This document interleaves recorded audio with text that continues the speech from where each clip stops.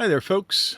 Before we begin, we have an embarrassing correction to make, one that a lot of our fans picked up on. Due to a typographical error in our last episode about glass, we claimed the sun was 200,000 miles from the Earth. And that led us to the dubious claim that light spends more than half of its trip from the core of the sun to the Earth inside the sun. The angry GM, the one responsible for the research, the script, and the typo, is extremely embarrassed about this whole affair. Because he is a science wonk. Especially when it comes to physics and cosmology. In editing the script, he mistakenly removed a reference to the speed of light, which can be rounded off to 200,000 miles per second. But that left that number in place of the distance to the Earth, which varies between 92 million miles and 96 million miles, and... Anyway. Now, it is true that light spends more time trying to escape the sun than it does traveling to the Earth. It spends upwards of 4,000 years bouncing around inside the sun before it escapes and makes the 8-minute trip to the Earth. But that's due to a bunch of complicated electromagnetic forces that get in the light's way and the overall density of the sun.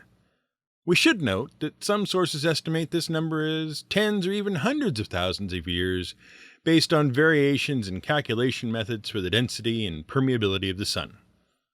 But we digress. We are extremely sorry for the error, which many of you took the time to point out. It won't happen again. Until it does. Because we are, after all, human beings. This is GM Word of the Week, and I'm Fiddleback. Thieves Cant.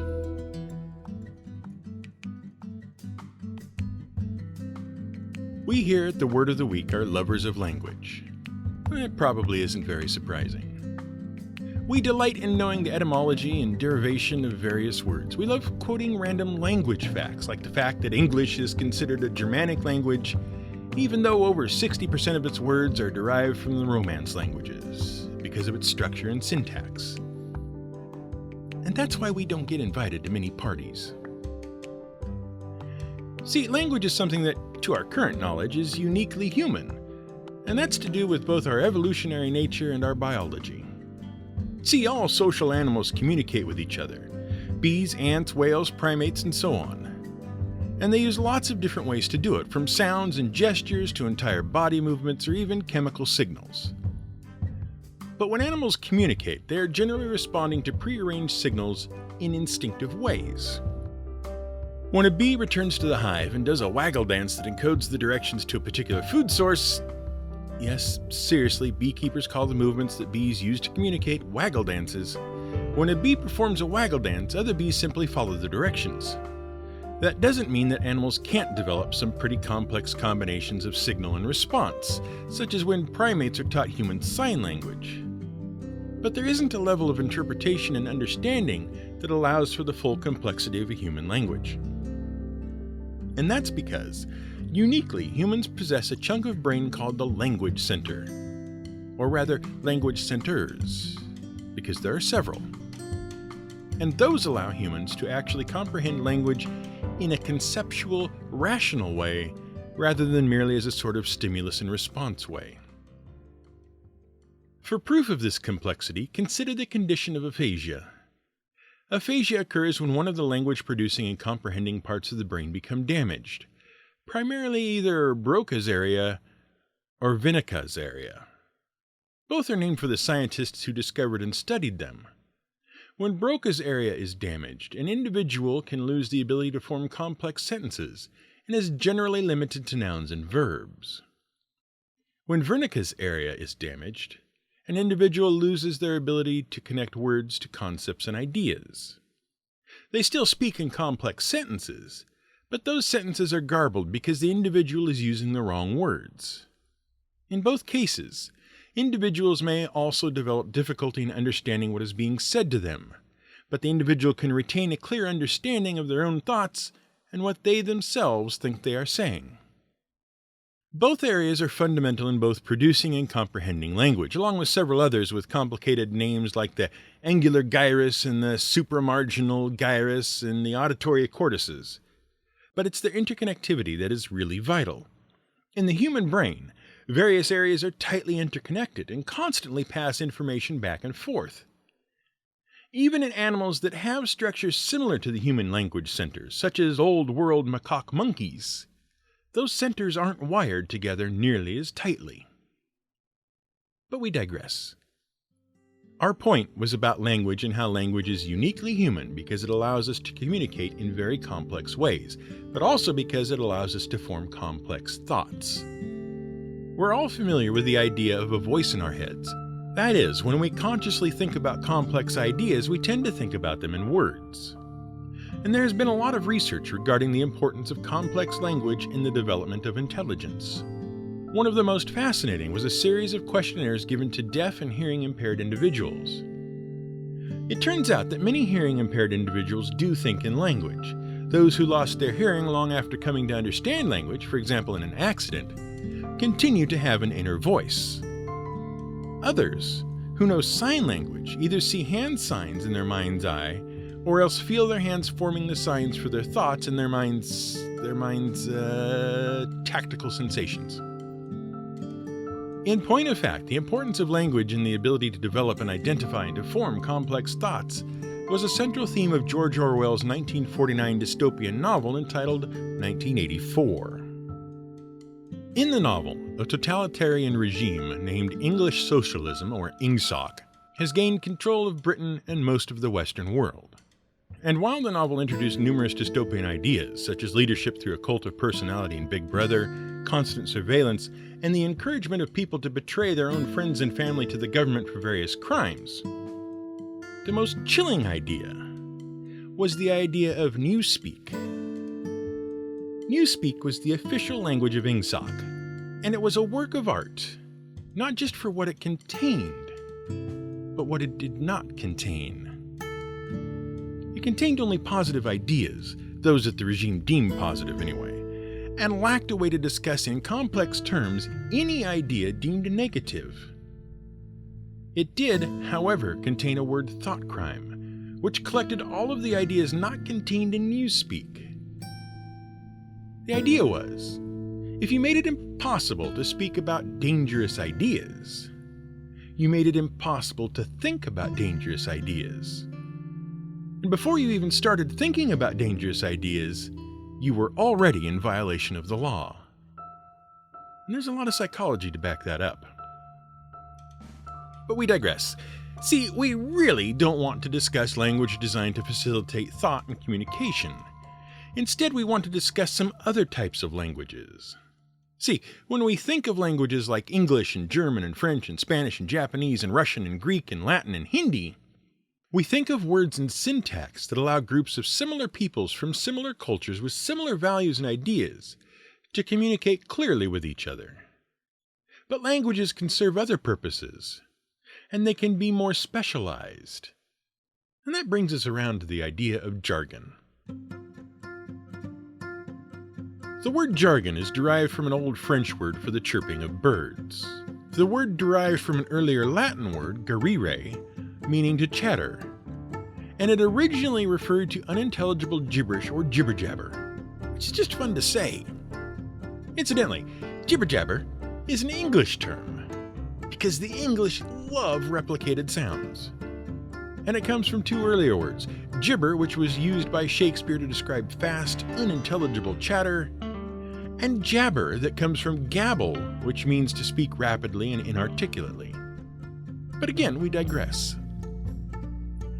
Jargon is a subtype of language that is used in a particular context and is generally difficult to understand outside of that context. While jargon is dependent upon another language for most of its vocabulary and syntax, that is, its words and its rules and its structures, jargon can include unique words specific only to it, or it can use vocabulary in a unique and specific way. Thus, you could define jargon as the technical terminology and specialized idioms of a specific activity or group. For example, consider doctors. Doctors have some very specific and highly technical ways to communicate ideas unique to their profession. They use shorthands like BP for blood pressure and IM for an injection that is to be delivered into the muscle. They use the word agonal as an adjective to describe a major negative condition like agonal breathing. Or consider scientists. When they use the word theory, it means accepted fact or law of the universe, which is very different from the way someone like a police officer would use it. Speaking of police officers, they have their own jargon. Code 8 means that a police officer is in imminent danger and needs help. Code 11 means that an individual is at the scene of a crime. For that matter, police officers have a particular mode of speech that describes people as suspects, witnesses, victims, and individuals. They rarely just say person. And they also have idioms like the individual assumed room temperature, which is a way of saying the person died. The legal world and the business world are full of idioms like due diligence, which means to do the proper research before making a decision, and sweat equity, which means being rewarded for your work with partial ownership of a business instead of with a salary. We normally associate jargon with specific professions, and to be honest, that's what most jargon is for. It is to facilitate precise communication between members of a specific profession or group. Now, many people accuse users of jargon as purposely using jargon to obfuscate meaning and divide the world between the in-group and the out-group. But that is rarely fair. For example, the legal jargon in which most contracts and laws are written is not designed to hide meaning. In point of fact, legal jargon, like scientific jargon, is concerned with being as precise as possible and leaving little room for errors and misunderstandings. The problem is that jargon generally focuses on precision rather than straightforwardness. That is, the more precisely you try to say something, the less clear and comprehensible it becomes. But as noted above, the precision of jargon allows its speakers not merely to communicate with each other, but also to think about the aspects of their professions in useful ways. But jargon is rarely something that is purposely designed or written. In point of fact, jargon is something that tends to build up in a profession over many, many years. And this was much to the chagrin of French philosopher Étienne Bonnot de Condillac, who decried the accidental nature of jargon in 1782 when he said, "Every science requires a special language because every science has its own ideas. In fact, it seems that one ought to begin by composing this language, but people begin by speaking and writing, and the language remains to be composed." Now, although jargon is generally meant to allow for precise communication between members of a special group, there are some types of jargon with more complex purposes. For example, a slang is a jargon used by members of a specific culture or subgroup to identify their own and to exclude others. It is a social jargon. Slangs can also be cultural, as can be seen in comparing the differences in American slang, British slang, and Canadian slang. And the comical misunderstandings that can result from a British person asking an American to bum a fag, for example, is the last bastion of tired comedy writers everywhere. Well, the second to last. The last bastion is generational slang. For example, in the 1980s, when some of us here at the Word of the Week were growing up, it became popular to refer to things that we liked as bad. So we were treated to endless conversations between children and adults in sitcoms and movies about how, no man, bad is good. It's good to be bad. Slang can also be a part of a particular subculture. For example, consider internet late speak. And yes, we pronounced that as 1337 at the time. Or the Harlem Jive Talk, which originated in the 1940s and included exchanges such as the following, which was described by Chicago jazz clarinetist Milton Mesereau, better known as Mess Mesro. "Hey Mezzy, lay some of that hard cuttin' mess on me. I'm short a deuce of blips, but I'll straighten you out later." But perhaps one of the most well-known slangs among game masters who insist on injecting terrible accents into their role-playing game sessions is the regional slang known as Cockney rhyming slang. Now, you may never have heard of this slang, but you definitely know about the Cockney accent. It's one of the most famous accents in the world. If you want an example of a Cockney accent, just watch Disney's 1964 feature musical Mary Poppins. In it, A terrifying witch collapses the entire British banking system to teach a man a lesson about taking care of his own damn children. And Julie Andrews' co-star, American comedian Dick Van Dyke, spent the entire film affecting a Cockney accent in what is now regarded to be the most terrible example of accent work in cinematic history. And while many people lambasted poor Dick Van Dyke for many years for his voice work, the actor explained that it was not really his fault. In fact, the film's producer only sent him for a single session with a voice coach. And the voice coach was not from East London, nor from London, nor even from England. He was from Ireland. And according to Dick Van Dyke, the coach's Cockney accent was even worse than his own. Hello, Miss Locke. I got one for you. Miss Locke likes to walk in the park with Andrew. Hello, Andrew. From that digression, you might have gathered that Cockneys are charmingly regional English folk who were born in the region known as the East End of London. However, this isn't entirely accurate. The term Cockney is a bit more complex than that. See, once upon a time, a Cockney was a slang term for an effeminate man or a spoiled child. That's how Geoffrey Chaucer used it in 1386. Incidentally, he grew up in the East End of London. Gradually, the term became a pejorative term for a city dweller in general and a Londoner in specific. Meanwhile, the East End of London was home to a group of roving produce vendors, costermongers in the term of the day. That particular group was extremely tight-knit and developed their own subculture. And this group became known as the Bow Bells Cockneys because of the location of a nearby church, the Church of St. Mary le Bow. It was said that a Bow Bells Cockney was anyone who was born within earshot of the church's bells, and the word Cockney passed into disuse everywhere else. The Bow Bells Cockneys' name was gradually abbreviated simply as Cockneys in much of the world. But to this day, many traditionalists in London still associate the ringing of the bells at St. Mary le Bow with true Cockney heritage. And that actually caused a stir in 2012, when it was discovered that the ambient city noise had drastically reduced the audible range of the bells. But what does this have to do with slang? Well, the Bow Bells Cockney costermongers, a phrase that is sure to drive one more wedge between the Word of the Week's producer and its scriptwriter, the Bow Bells Cockney costermongers of the 1840s had a particular slang that involved replacing the words they actually meant with phrases that rhymed with the words.